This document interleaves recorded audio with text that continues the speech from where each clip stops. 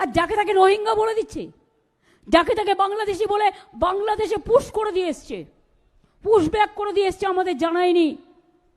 তাদের কাছে ration card আছে, তাদের কাছে আইডি কার্ড আছে, তাদের কাছে জমির দলিল আছে, তাদের কাছে আধার কার্ড আছে, তাদের কাছে প্যান কার্ড আছে। সব থাকা সত্ত্বেও কেন কেন এই অত্যাচার? ডাবল ইঞ্জিনের নেতারা বলছে 1.5 কোটি নাম বাদ দিয়ে দাও, সব রোহিঙ্গা। আরে কোত্থেকে এলো এত রোহিঙ্গা? এই ইতিহাস পড়েছে না ভূগোল পড়েছে?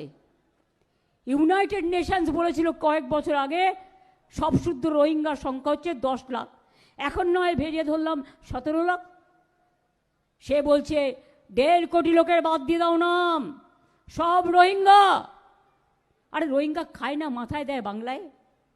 আমি তো নিজেই জানি না, ওরা থাকে মায়ানমারে। আর ওদের 9 লক্ষ লোক এখনো আছে বাংলাদেশ ক্যাম্পে, যতদূর আমরা কাগজের মাধ্যমে জেনেছি। আর অন্য দেশের ব্যাপারে ইন্টারফেয়ার করার অধিকার বা চর্চা বা ক্ষমতা আমার নেই, আমি কখনো করিও না। ভোটার লিস্টে কারো নাম থাকবে না, আইডি কার্ডেও হবে না, এপিক কার্ডেও হবে না, আধার কার্ডেও হবে না, প্যান কার্ডেও হবে না। গুজরাট থেকে বসে ঠিক করছে লিস্ট।